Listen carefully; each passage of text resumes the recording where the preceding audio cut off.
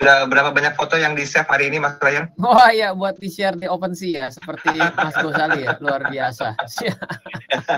Saya salut loh mendengar berita-berita yang berhubungan dengan Gozali Everyday itu. Ada aja gitu ya, ketemu caranya, momentumnya ya, Mas Ryan ya.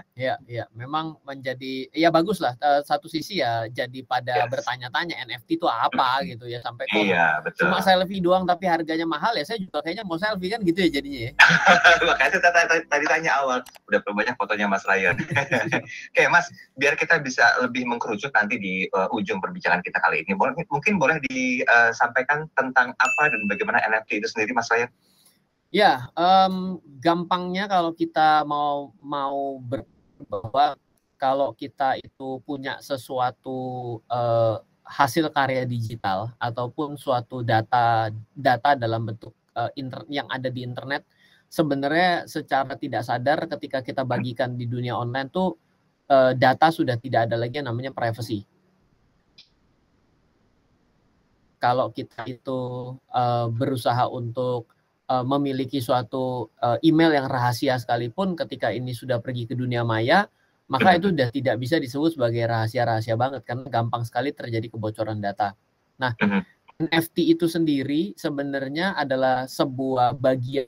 Maka yang namanya cryptocurrency itu kan boleh dibilang adalah suatu mata uang, bisa sebagai mata uang ataupun hal yang lain dalam bentuk blockchain dan digital ya. Nah, di dalam NFT ini kita bisa memvalidasi bahwa untuk satu barang itu dipastikan akan keasliannya. Jadi kalau misalnya mau ditanyakan yang misalnya yang bisa kita lihat adalah, Ryan, kalau saya punya barang dalam bentuk online yang pasti keasliannya gimana caranya? Maka bisa kita NFT-kan. Jadi NFT itu boleh dibilang adalah identitas digital. Jadi ketika nanti kita melihat fotonya satu orang Mas Gozali gitu di NFT-kan, maka boleh dibilang itu ya adalah bila ada orang yang memiliki foto tersebut dan ingin mengetahui apakah dia original atau tidak, maka bisa di cross check, oh ternyata memang dia adalah pemilik originalnya dari data ini. Jadi sebenarnya originalitas lah boleh dibilang, original ya, dan juga tidak bisa disangkal oleh pihak lain. Tapi sebetulnya ini apa sebagai sebuah bentuk peluang atau bagaimana Mas Ren? Karena dari informasi yang kita terima juga gitu ya, ternyata banyak warganet yang mencoba mengejar peruntungannya dengan menjual NFT mereka di OpenSea. Tapi mereka kan nggak hanya yang jual karya seni gitu, ada yang jual menu makan Indonesia, ada juga yang menjual baju, sampai kartu tanda penduduk pun katanya dijual gitu. Nah, gimana nih Mas Ryan? Kalau menjual baju mungkin sebenarnya jadi kurang relevan. Kenapa? Karena ketika kita jual baju kan sebenarnya baju yang kita jual apakah benar cuma satu? Misalnya ini contoh sederhana gini deh. Misalnya gini, saya punya satu batik nih, batik kontemporer. Ternyata bentuknya batik tulis. Bisa menjadi di NFT-kan. Caranya atau bagaimana? Ketika baju ini cuma satu-satunya di dunia dan saya yang membuat, saya meng-NFT-kan. Ketika baju ini saya kasih ke Mas Daryl, NFT-nya saya pindahkan ke Mas Daryl. Maka secara tidak langsung Mas Daryl adalah pemilik sah dari baju ini. Jadi akan relate nih dengan barang nyatanya dan juga NFT-nya. Jadi NFT itu identitas. Nah, kalau misalnya tadi mau dijual identitasnya dalam bentuk KTP, sebenarnya itu jadi masuk akal. Tapi kan yang namanya menjual KTP dan identitas itu kan adalah pelanggaran di negara kita. Setuju. Nah, jadi kalau tadi bicaranya adalah jualan makanan sama baju, mungkin contohnya jadi kurang pas di NFT kan kalau bukan seperti contoh kita berdua tadi Mas Daryl. Tapi kalau kita mau jual identitas kita, sebenarnya itu yang masih masuk akal. Tapi maaf, ketika Anda lakukan itu, Anda melanggar di negara kita loh. Karena menjual identitas itu seperti menjual kewarganegaraan dengan paspor jual orang lain agar orang bisa pakai, itu kan adalah pelanggaran. Justru gitu yang contoh yang benar jadi salah kalau dilakukan hari ini dengan jual makanan baju dijadikan NFT, itu jadi kurang tepat kalau ternyata tidak seperti yang kita contohkan barusan. Oke, mungkin ini adalah bagian dari kurangnya literasi ya, Mas Ryan Filbert ya, sehingga banyak orang yang sepertinya tidak bergabung dalam platform NFT, kok coba-coba masuk, padahal kan platform online atau daring itu masih banyak yang relevan untuk bisa ya setidaknya menjual produk, karena lisensi dari karya ciptanya itu jadi hilang kan ya Mas Ryan ya? Ya jadi salah tempat kalau Anda mau jualan makanan sama Anda mau jualan baju, Anda perginya ke marketplace yang sifatnya sebagai pihak tengah untuk membantu Anda mendistribusikan barang ya. Ya, nah, betul. Sedangkan kalau Anda perginya ke marketplace NFT, maka marketplace NFT ini adalah untuk menjual sesuatu yang sifatnya otentik dalam bentuk kekayaan digital ini mau dijadikan sesuatu yang nirsangkal. Nirsangkal itu tidak bisa disangkal.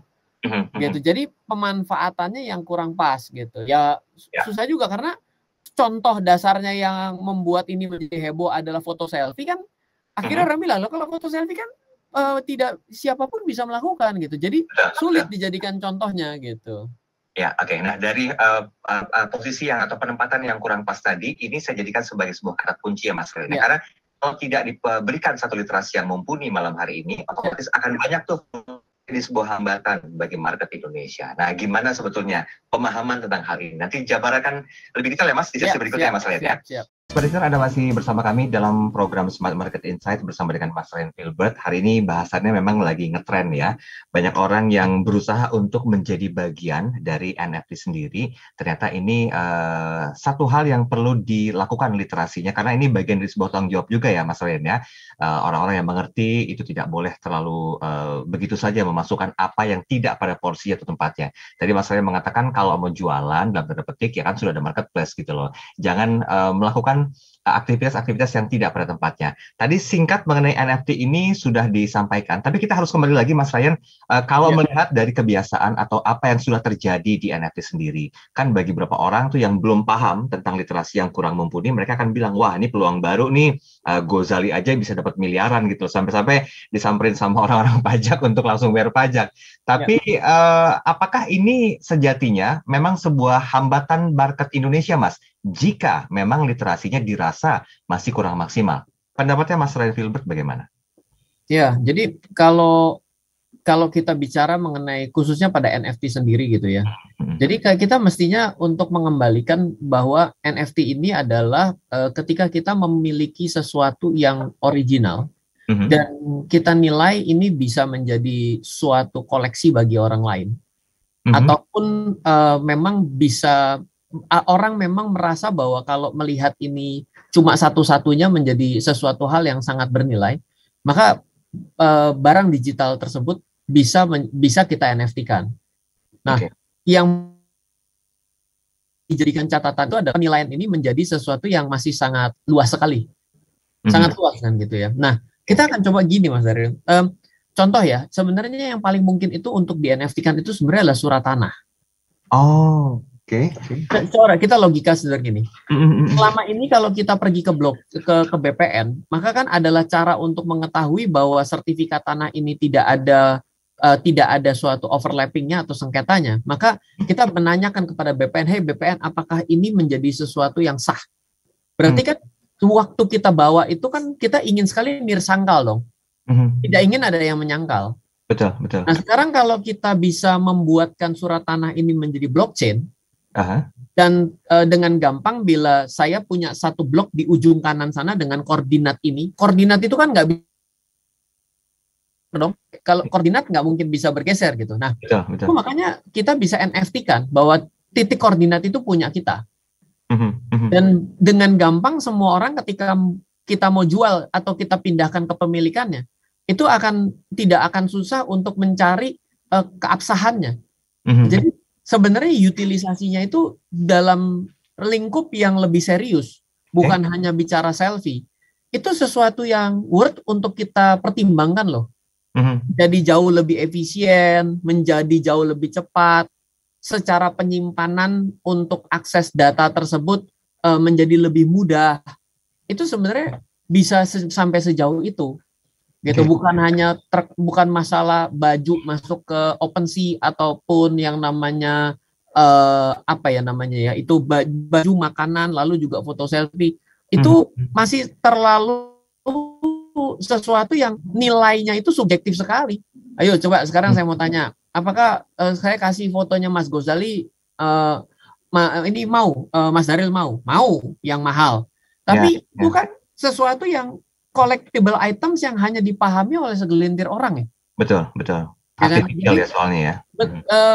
karena sesuatu yang ya gini, ada nggak sih sesuatu yang berharga bagi Mas Daryl tapi mungkin nggak berharga bagi saya, atau berharga bagi saya atau berharga bagi nggak berharga bagi Mas Daryl? Contoh, gini, sekarang kita bicara. Saya senang sekali dengan karakter Gober Bebek. Oke. Gober Bebek yang ada di Disney, di Walt Disney itu saya suka sekali. Saya suka sekali mengumpuli barang-barang yang ada hubungannya dengan si Uncle Scrooge ini. Nah, tapi kalau ini ditanyakan kepada adik saya ih, aneh amat sih, orang pelit kayak gitu kamu koleksi, dikasih juga mau sih. Tapi adik saya suka sekali dengan mungkin seperti itu, apa, Minion yang gambar-gambar Minion. Yang ini orang yang kalau cuma karakter mata satu begitu mah nggak real lah. Nah, jadi coba bayangkan untuk sesuatu yang sifatnya kita sama-sama kenal aja, bagi satu orang nilainya mahal mau, bagi satu orang lain itu ketika dibilang itu gini nggak mau. Nah, ini yang cukup terkenal loh. Lah ini kan coba kalau kita bicara yang lebih sesuatu yang lebih kecil lagi, komunitinya bagaimana gitu. Itu yang perlu kita jadikan suatu bahan pertimbangan untuk meng-NFT-kan segala satu hal gitu. Bukannya semua hal bisa di-NFT kan, artinya seperti itu. Yes. Tapi sebenarnya dari NFT, lahirnya NFT ini, Mas Ryan Filbert, hubungannya dengan market Indonesia itu seperti apa sih, Mas?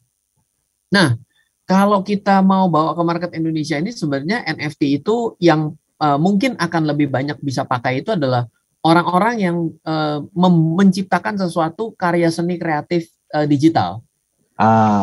Saya itu adalah seorang yang bisa membuat gambar digital sangat bagus. Saya ingin menjual hasil karya saya, tapi kalau saya jualnya nggak mungkin dong.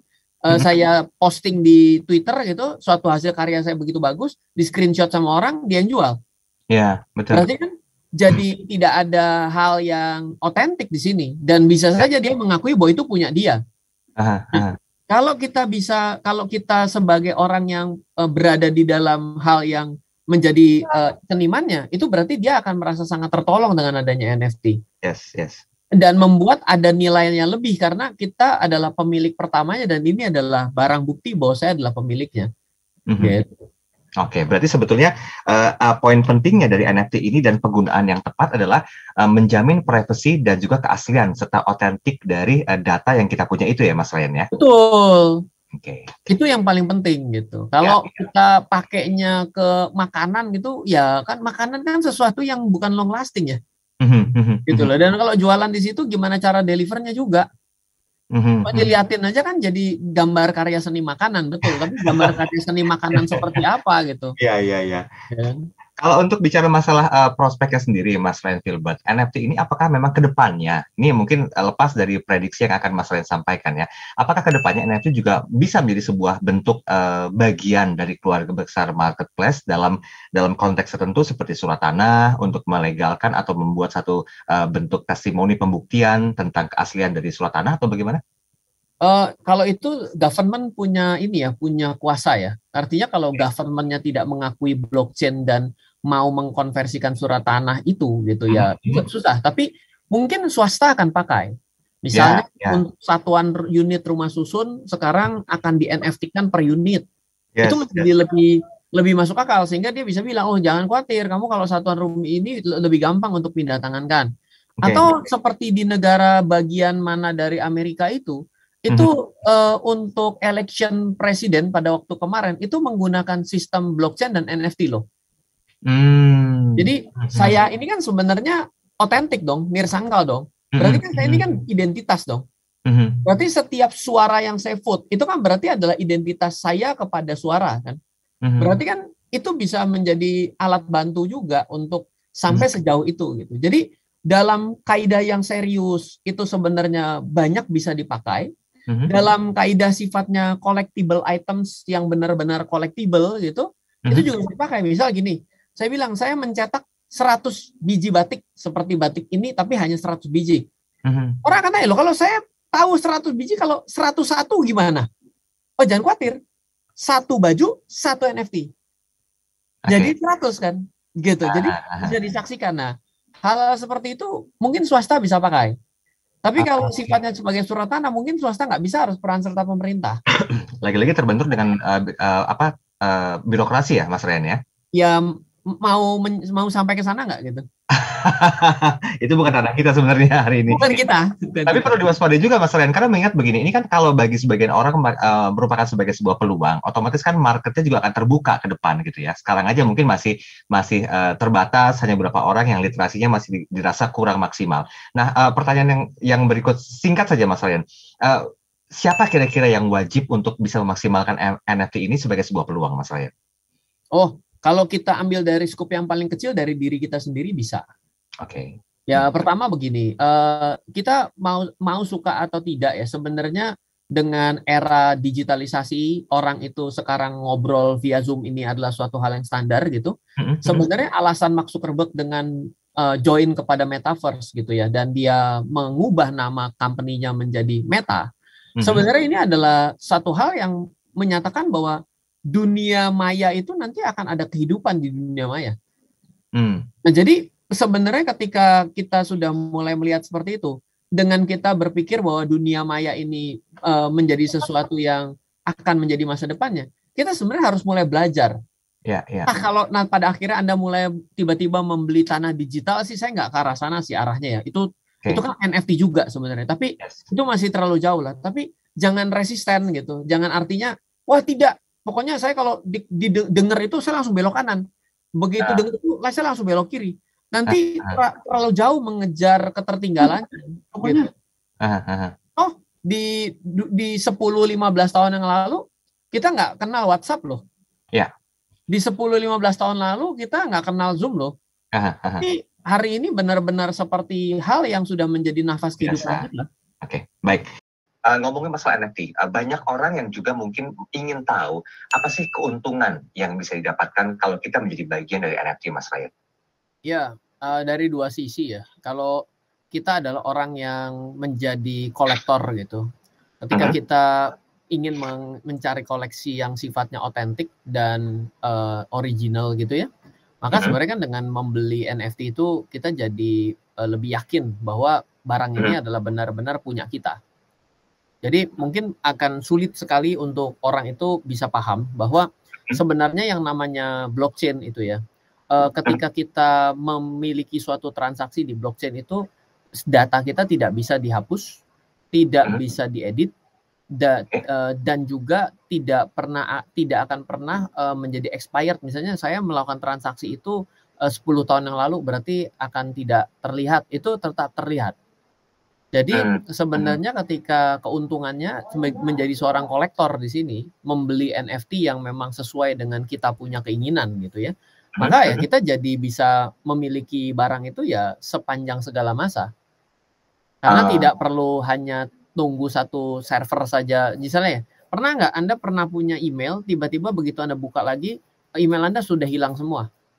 Kenapa bisa gitu? Karena datanya ada di server tersebut, bukan di tempat kita. Kejadiannya seperti Yahoo. Yahoo itu kan ada hard reset semua, bisa seperti itu. Dan di blockchain tidak bisa seperti itu. Nah, dari sudut pandang orang yang suka dengan menciptakan suatu kreasi digital, dengan adanya NFT ini bisa menggunakan NFT ini sebagai alat authentication terkait dengan dia punya hasil karya digital. Dan juga yang kedua adalah bila kita gunakan ini untuk suatu hal yang sifatnya memang tidak boleh digandakan, misalnya adalah barang-barang original, lalu juga misalnya adalah surat tanah, lalu bahkan sebagai identitas diri kita pribadi, itu kan sebenarnya dengan adanya sistem NFT ini sebenarnya kita jadi lebih mudah ya untuk memastikan keoriginalannya. Dan coba kita berpikir ya, kalau yang namanya surat tanah itu kan kita mau ngecek aja pergi ke BPN itu kan harus ke notaris, lakukan cek intip 2-3 hari baru balik gitu ya. Itu pun ternyata masih ada penggandaan yang terjadi. Itu kan beberapa waktu yang lalu seperti kasusnya Mbak Nirina yang artis itu kan puluhan miliar kan. Nah, kenapa bisa? Karena bisa digandakan dan memvalidasinya itu kalau terjadi suatu penipuan berjamaah, wah itu tidak bisa dihindari gitu. Karena cuma benar-benar tergantung kepada kertas tersebut dan bergantung kepada pengecekan yang ada. Nah, kalau ininya semua sudah dikondisikan, ya secara otomatis sudah bablas semuanya gitu. Jadi banyak hal positif yang bisa kita ambil. Ya, harus ekstra waspada juga dan lebih memahami tentang NFT ini sendiri ya Mas Ren ya? Ya, kalau tiba-tiba lompat ke NFT itu seperti belajar berenang tapi langsung gaya kupu-kupu sebenarnya. Iya, iya. Jadi mesti mulainya itu pertama ya, yang pertama nih, kenal yang namanya tanda tangan digital. Ini digital signature dan certificate authority. Itu salah kalau orang bilang pertama kali kenal itu blockchain dan kripto. Enggak, yang pertama kali kita mesti kenal itu adalah digital signature dan certificate authority. Setelah itu meningkatlah, mulai dari mengenal yang namanya sentralisasi dan desentralisasi. Kalau ada server tuh berarti sentralisasi. Desentralisasi itu apa? Lalu yang ketiga itu baru mengenal si blockchain dan kripto. Nah, salah satu variannya kripto itu dari blockchain adalah produknya ya NFT ini sendiri. Jadi kalau kita tiba-tiba kenal NFT itu kayaknya jauh banget karena apa kok bingung banget ada barang yang harganya bisa puluhan miliar tiba-tiba dari orang yang nggak ngerti, ganteng adalah relatif gitu ya, cantik adalah relatif, loh kok tiba-tiba bisa punya puluhan miliar cuma jualan selfie. Nah, itu kan jadi jauh sekali untuk bisa memahaminya. Oke, baik-baik. Mas, saya izin ke WhatsApp dulu ya Mas ya? Ya. Oke, ini sebentar mana dia? Nah, ini dia. Ini sudah ada Ibu Selfie. Kalau Ibu Selfie bilang begini, Mas Ryan mohon maaf, saya sempat membaca tentang marketplace-nya NFT yang menggunakan OpenSea. Nah, karena itu kan bentuk marketplace pertama NFT dan juga terbesar, karena ada dua blockchain di sana, yaitu Ethereum dan juga Polygon. Apakah memang definisi marketplace di sini hanya untuk mata uang saja, atau juga bisa digunakan sebagai sebuah bentuk peluang market? Marketplace yang digunakan di OpenSea itu memang berjalan proses mintingnya. Wah kan jadi bingung. Mintingnya memang ada di Ethereum dan di Polygon. Nah, jadi kalau hubungannya dengan mata uangnya, maksudnya mungkin bertransaksi di sana dengan menggunakan satuan apa? Tentunya dengan cryptocurrency kita bisa melakukan transaksi di sana gitu. Tapi ketika kita memasangkan barang NFT kita, kekayaan digital kita di sana gitu, sebenarnya kenapa ada pilihan dua network? Pertama, processing pada Ethereum itu gas fee-nya mahal untuk kita pasang, sehingga orang berusaha untuk mencari solusi lain, makanya datanglah Polygon di sana, di mana Polygon ketika kita mau melistingkan NFT kita di situ masih free gitu ya.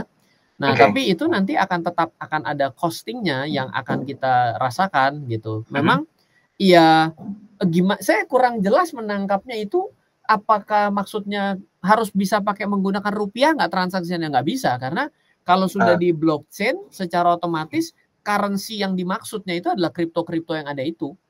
Dolar berarti ya, based on-nya dolar ya? No, maksudnya Ethereum, pakai ETH, kita mau pakai apa BTC ya, yang akan bisa digunakan pada blockchain ya adalah mereka semua karena tidak mengenal rupiah, mungkin kenalnya adalah rupiah token atau BIDR gitu. Ya, satu lagi Mas Ryan, ini dari Mas Ardi. Mas, setahu saya, mohon diralat kalau salah, katanya blockchain itu kan adalah sistem kontrak yang digunakan dalam NFT, Mas. Berarti sistemnya apa? Desentralisasi atau bagaimana?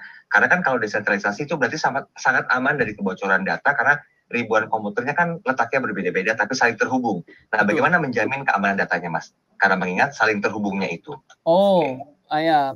Gini, saling terhubung benar, tapi yang dalam data tersebut ada enkripsinya, sehingga walaupun tertulis tampil transaksi nih, misal kita bayangkan sama-sama nih, Ryan mengirim NFT untuk Mas Daril, itu nomor seri, nomor hashingnya itu memang terdaftar pada network, tapi tidak akan pernah ada yang tahu bahwa itu adalah Ryan dan itu Mas Daril, hanya terpampang. Privacy ya. Jadi misalnya XXXX minus 1 tapi plus 1. Nah, tapi kan tidak pernah tahu XXXX itu adalah YYY adalah Mas Daril, kecuali Ryan itu menunjukkan bahwa ini adalah identitas saya, maka secara otomatis baru terkonek ke saya. Oke, berarti sebetulnya dari sistem keamanan data walaupun sistem komputerisasinya saling terhubung, ya bisa dikatakan masih tetap aman ya Mas Ryan ya? Aman, karena desentralisasi itu sebenarnya validatornya itu banyak pihak yang kita juga tidak tahu yang memvalidasi itu siapa. Sehingga kalau tidak saling kenal itu kan juga menjadi salah satu keunggulan bahwa keep privacy dan juga di luar konflik of interest ya. Kalau saya Yes. kenal Mas Daril dengan baik, Mas Daril, aduh tolong dong divalidasi dong cepet. Ya udah, oh iya iya iya oke bos kan gitu ya. Langsung ya. Nah, tapi kan kalau siapa kamu nggak tahu ikut antrian aja, kamu mau bayar lebih mahal maka kamu antrian untuk diproses sebeli dulu, atau kalau nggak mau bayar lebih mahal kamu ngantri di belakang. Iya, Gitu. iya. Jadi Oke. anonim seperti itu. Baik. Mas Ryan, kita break sebentar ya. Nanti kita sambung lagi di sesi berikutnya. Berusaha untuk memberikan satu statement dirasa masih kurang maksimal ya Mas Ryan ya. Karena yang pertama itu adalah satu hal yang baru, kemudian juga masih banyak yang menyalahartikan. Memang ada marketplace di sana seperti yang ditanyakan oleh Bu Pak Ardi tadi, tapi betul hanya untuk beberapa nama-nama yang mungkin sudah tidak asing buat Anda, seperti adanya market yang berhubungan dengan apa sih tadi Mas Ryan? Ethereum dan juga Polygon ya Mas Ryan ya.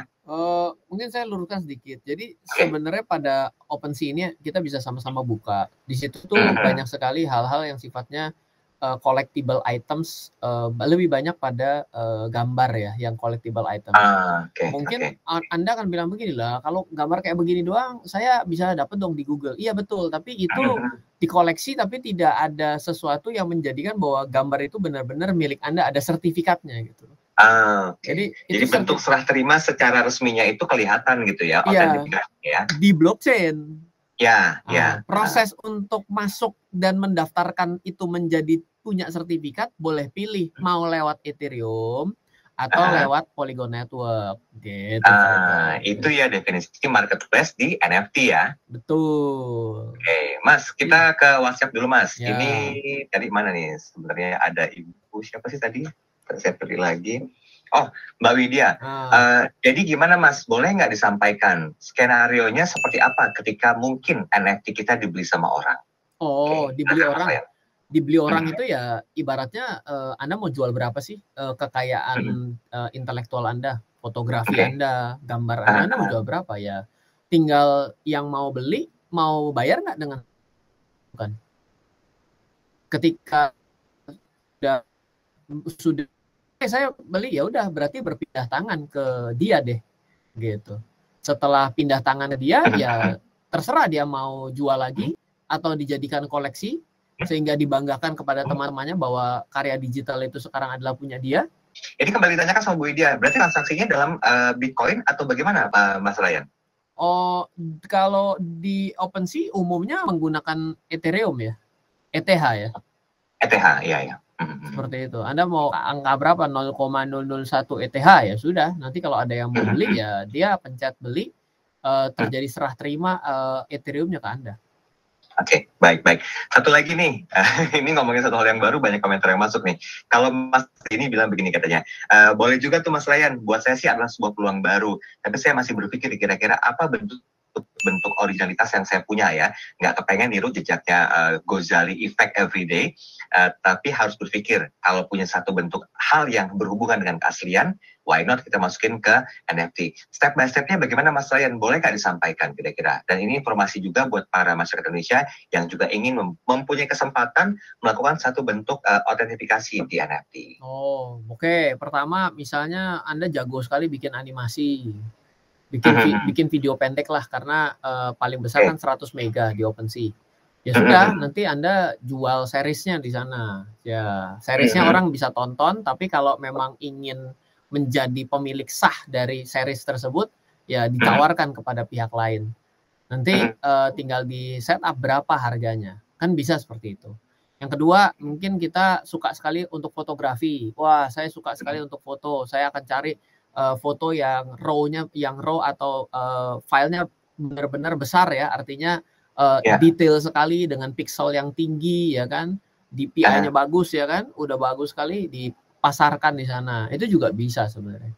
Karena memang banyak hal yang bisa kita lakukan, atau misalnya kita melukis dalam bentuk digital gitu ya. Banyak dengan pixel art kalau sekarang. Itu kita bikin lalu kita tawarkan di sana. Ya bisa juga seperti itu. Nah, memang seperti marketplace kok. Artinya Anda nggak akan kebingungan kok ketika memasarkan produk karya digital Anda itu di OpenSea, nggak akan kebingungan sebenarnya. Oke, baik. Jadi sebetulnya kalau memahami cara detailnya ya bentuk literasinya memang sudah pas ya Mas Ryan ya. Tahu menempatkan apa saja yang bisa dijual dengan term Indonesia yang juga berlaku ya. Oke, Mas Ryan, Apa yang mungkin perlu disampaikan ke masyarakat Indonesia sehubungan dengan hadirnya NFT ini? Karena memang penjabarannya masih dirasa kurang mumpuni, hanya beberapa orang saja mungkin yang lebih mengetahui tentang hal ini. So bentuk edukasi seperti apa lagi yang mungkin Mas Ren bisa sampaikan sebagai sebuah usulan agar NFT ini bisa juga menjadi sebuah peluang baru tanpa menjadikan ini hambatan market Indonesia? Ya, pertama jangan disamaartikan bahwa ini adalah transaksi cryptocurrency. Bukan seperti itu, karena ya maksud kalau Anda berpikir ini seperti Bitcoin, mungkin memang benar networknya ada di dalam blockchain. Namun sebenarnya ini adalah sesuatu varian lain yang bisa dimanfaatkan dari teknologi blockchain. Cuma memang mungkin mengertinya jadi terlalu lompat. Memang pertama-tama kita harus tahu bahwa ada loh yang namanya, apakah Anda tahu bahwa hari ini ada yang namanya tanda tangan digital yang memang diakui? Kalau misalnya Anda nggak tahu, berarti Anda sudah ketinggalan putarannya udah beberapa kali. Nah, kalau kita tahu digital signature dan kita ngerti dengan namanya certificate authority, nah nanti kita bisa lanjut lagi mengerti bahwa oh ternyata ada loh teknologi yang tersentralisasi. Contohnya adalah semua data center atas semua data yang hari ini ada. Nah, kalau tidak terpusat, siapa yang akan simpan datanya? Jawabannya ya Anda sendiri. Ya. Nah, kan tiba-tiba kok bisa Anda sendiri tapi kita bisa mengakses data. Nah, berarti kita akan masuk ke Web 3.0. Nah, lalu lanjut lagi dari situ. Oh, ini ada namanya blockchain ya, ada namanya cryptocurrency. Yang lebih penting mengetahui cryptocurrency-nya apa blockchain-nya? Oh, ternyata kita juga harus mengenal yang namanya blockchain-nya, karena cryptocurrency ada di dalam blockchain, adalah keluarga blockchain. Lalu habis itu kita tadi sempat singgung namanya smart contract gitu. Apa itu smart contract? Nah, kita lanjutkan lagi ya, barulah salah satunya ya hal yang bisa kita lihat ya si NFT itu sendiri bagian dari smart contract itu juga gitu. Oke, baik. Mudah-mudahan di waktu yang singkat ini pemahamannya bisa komprehensif ya. Tapi kakak pikir Mas Ren untuk membuat satu kelas sendiri membahas masalah NFT ini sendiri? Oh, kalau misalnya mulai jangan lewat langsung NFT, tapi mulai dari memahami kripto dan blockchain. Silahkan, ada buku saya itu sepertinya baru beredar di Gramedia. Itu adalah trading dan investasi pada cryptocurrency. Hal-hal bagaimana cara untuk untung, tapi kita bicara bagaimana dasar pemahamannya sehingga banyak kripto dan blockchain ini berharga buat kita dalam pengembangan teknologi selanjutnya. Oke, baiklah. Semoga bermanfaat, Mas Ryan Filbert. Masih ada waktu 1 menit. Boleh kita ambil konklusi dari perbincangan kita hari ini? Silakan. Ya, baik. NFT itu adalah non-fungible ya. Artinya sesuatu yang tidak ada suatu bentuk nyatanya tuh tidak ada. Namun sebenarnya banyak sekali manfaat yang bisa dirasakan. Apalagi kalau hal-hal yang tidak ingin adanya penggandaan. Karena kelemahan dari dunia digital sebenarnya adalah rawan penggandaan. Nah, dengan adanya blockchain dan NFT, sebenarnya yang namanya penggandaan itu jadi bisa di cross check sebenarnya ini pemilik originalnya siapa gitu. Itu akan tidak sebenarnya, karena dalam dunia digital kalau kita berbagi sesuatu dan ternyata bukan bisa di cross check kepemilikannya, pertanggungjawabannya juga jadi bingung loh.